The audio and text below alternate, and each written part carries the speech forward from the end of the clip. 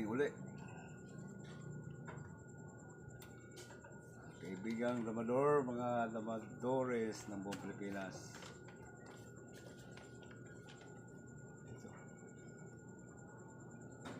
Magbablog ulit tayo, magdidemo.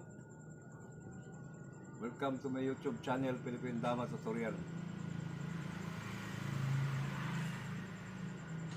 Babalik ulit tayo sa pagdidemo, pagbablog.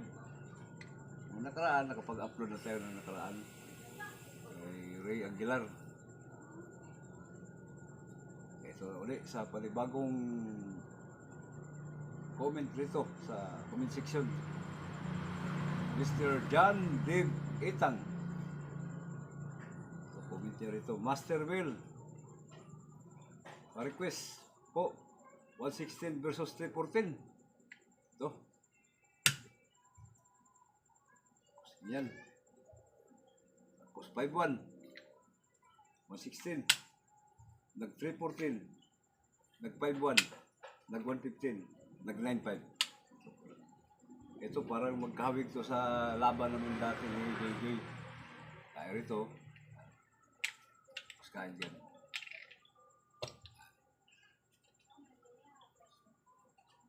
Itri. Yan. Ano po ang kasunod? Po kasi kapag mag 16-14 ako, ganyan, matatalo po ako niyan. Sana manotice mo sa susunod na video. Sana lahat ng Mauritian po na ganyan tira. Maraming salamat. Okay. Ulitin ko lang ha.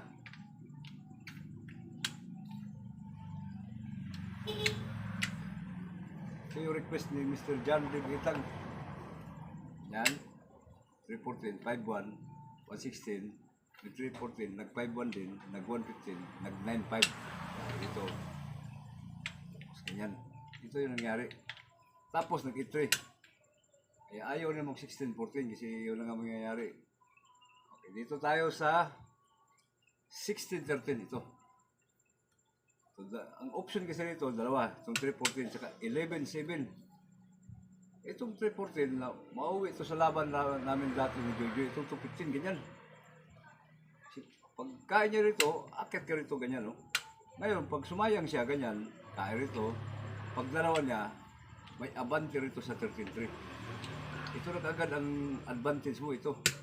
Tapos maunahan mo kagad siya rito sa dawa. Okay, babalik ko lang ha. Basta na tandaan mo palagi, Mr. John Itang yung counter.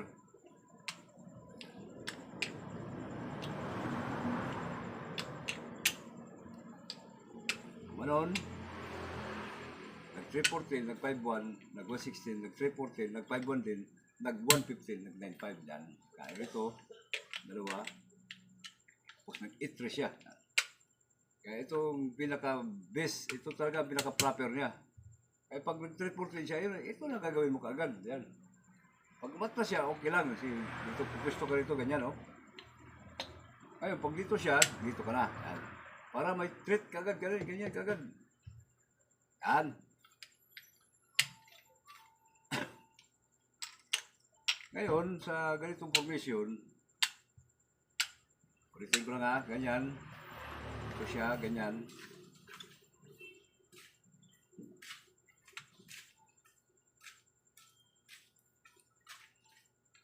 Yan. Ito eh. Kaya, yun ang gagawin mo. Unang-unang mo gagawin, pag nag-314 siya, ito 215 mo lang to, yan. Ngayon, pag halimbawa nga naman, pag nag-11-7 naman siya, ganyan, dito ka lang sa 10-5, ito lang. Yan lang. May 16-13, may 314. Pag 314, ang una kasi makikita ito. Pero bad move to. Bad move to. Yan. Dapat dito ka lang sa 8-3. Yan. Para makontrol mo kagad itong 115 years. Hindi ganyan, no? Oo, maubo siya, ganyan, no? Kaya ang gagawin niya ngayon, dito siya sa 16-13. Pag 16-13 niya, saka ka mag-11-6. Ngayon, may 116, may 115, may 12-8. Balik tatlong variation na lang ito. Pag halimbawa ngayon, pag nag-116 siya rito, ang una-una kasi makikita ito 6-1. Ito, bad move na naman ito. Saka ito, bad move ulit. Dito mo lang ititira sa 215, ito lang. May kain diyan, tsaka may kain to.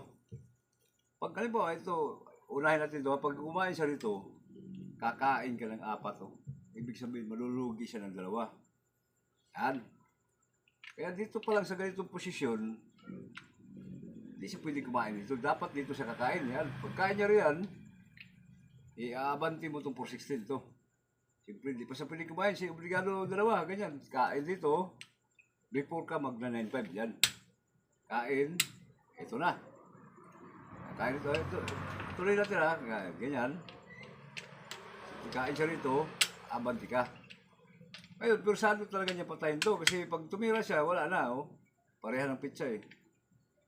Pag ganyan niya, kain rito, tapos mag 2-14 ka.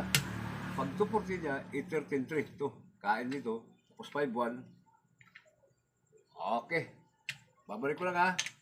Basta tandaan mo palagi ang counter sa ganitong linya, Mr. John Dave Itang.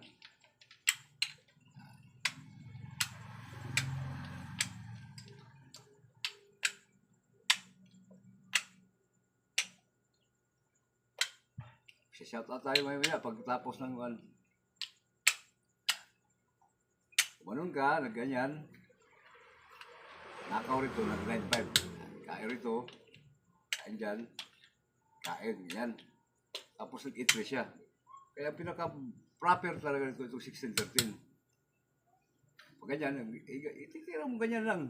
Ngayon, pag tumakip siya, mag-10.5 ka.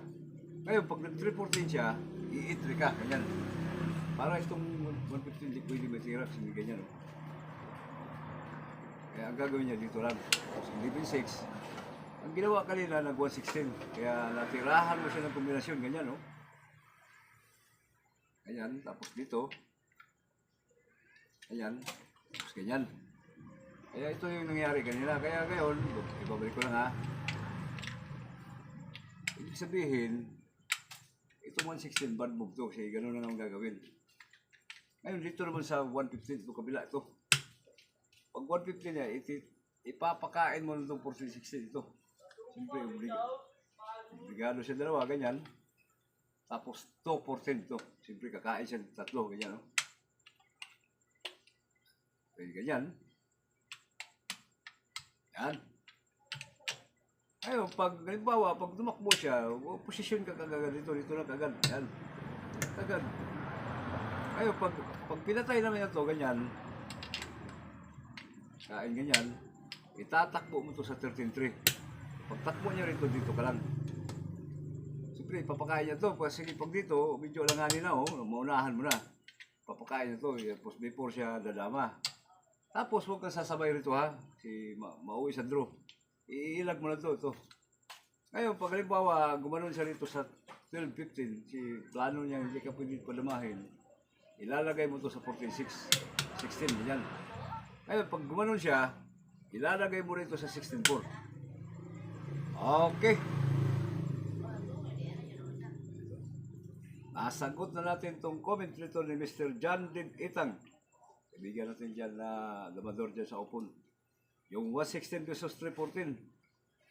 Pero bago lahat, bago tayo magpaalam, huwag niyong kalimutan i-click ang notification bell at i-subscribe ang bago kong channel, ang Philippine Dama Tutorial. Subscribe niyo rin yung lahat ng nagbo-vlog sa ganitong yung dati kong channel, yung MP4 channel. Okay, magsashout out na tayo. Medyo gabi na naman, langanin na naman tayo sa oras.